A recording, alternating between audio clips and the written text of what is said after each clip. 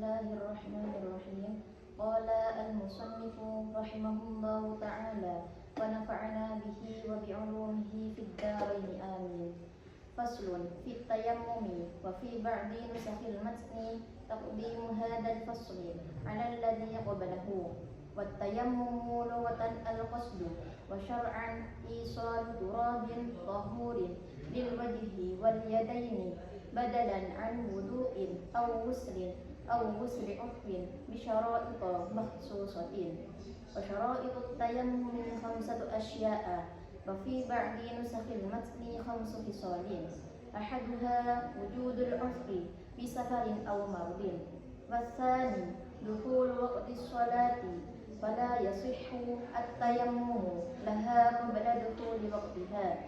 Watsalitsu talabul ma'i ba'da dukhulil waqti bi nafsihi aw biman udina lahu fi talabihi fayatlubu al-ma'a min rahlihi wa rufqatihi fa in kana munfaridan nadhara hawalihi min al-jihati al-arba'i in kana bimustawin min al-ardi fa in kana fiha irtifa'un wa inkhifadun taraddada qadra nadharihi.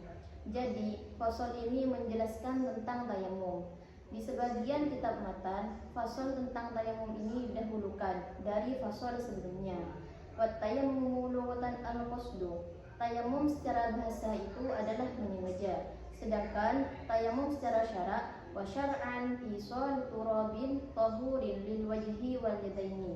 Sedangkan tayammum secara syarak itu mendatangkan abu yang suci yang diusapkan ke arah wajah dan kedua tangan. Tayammum tersebut dilakukan adalah badalan an wudu'in aw ghuslin aw ghusli udwin. Tayammum tersebut dilakukan adalah sebagai ganti dari wudu atau mandi besar atau membasuh anggota dengan syarat yang dikhususkan. Contohnya, tayammum itu bisa dilakukan ketika seorang sedang sakit, yang mana jika terkena air maka akan menyebabkan sakit yang semakin parah. Syarat seorang diperbolehkan bertayammum itu ada 5. Di sebagian kitab matan dengan menggunakan lafal redaksi khamsu khisalin, bukan menggunakan lafal khamsatu asya'a. Ahaduha, syarat tayammum yang pertama itu harus adanya udzur, baik udzurnya itu berupa safarin perjalanan atau marudin berupa sakit. Seseorang musafir itu diperbolehkan untuk mengganti wudunya dengan tayammum. Contohnya, seseorang yang sedang perjalanan yang melewati padang pasir yang mana sulit adanya air, maka seorang tersebut diperbolehkan untuk bertayammum. Atau maradin, atau sebab sakit. Contohnya, seseorang yang di sekujur tubuhnya itu terkena luka bakar, yang mana jika tubuhnya tersebut terkena air, maka akan menyebabkan luka yang semakin parah. Maka seorang tersebut diperbolehkan untuk bertayammum. Sedangkan di dalam Al-Quran dijelaskan dalam surah An-Nisa ayat 43. Bismillahirrahmanirrahim. Wa in kuntum marda aw ala safarin aw jaa ahadun minkum min al-ghaibi aw lamastum nisaa falam tajidu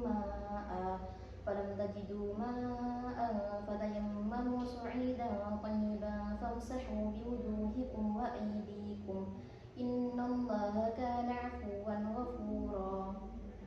Artinya, adapun jika kamu sedang sakit atau sedang dalam perjalanan atau sehabis buang air atau kamu telah menyentuh perempuan yang tidak menemukan air, maka kamu diperbolehkan untuk melakukan tayammum dengan menggunakan abu yang suci, yang mana abu tersebut diusapkan ke arah wajah dan kedua tangan. Shadaqallahul azim. Syarat tayammum yang kedua yaitu harus dilakukan ketika sudah masuknya waktu sholat. Seseorang yang melakukan tayammum sebelum masuknya waktu sholat, maka tayammumnya itu fala yasihhu, tayammumnya itu dihukumi tidak sah. Syarat tayammum yang ketiga itu harus mencari air terlebih dahulu. Dilakukannya sama seperti syarat yang sebelumnya, harus dilakukan sesudah masuknya waktu sholat. Baik dilakukannya itu binafsihi aw biman udina lahu fi talabihi, baik dilakukannya itu oleh dirinya atau dengan perantara orang lain yang sudah diberi izin oleh dirinya untuk mencari air. maka seorang tersebut harus mencari air di sekitar kendaraannya dan di sekitar tetangganya. Jika dia dalam keadaan sendirian dan berada di tanah yang datar, maka dia harus melihat ke arah sekitar, baik dari arah barat, timur, selatan, dan utara. Fa in kana fiha irtifa'un wa infifadun taraddada qadru nazarihi. Tetapi semisal jika dia berada di pegunungan yang tanahnya naik turun, maka dia harus naik ke tanah yang lebih tinggi dan turun ke tanah yang lebih rendah. Misalkan dia mendapat kabar ada air di desa yang lainnya, atau lazimnya disebut dengan haddul bu'du, yang mana jika jarak tersebut ditempuh maka niscaya akan keluar dari waktu sholat, maka seorang tersebut diperbolehkan untuk bertayamum.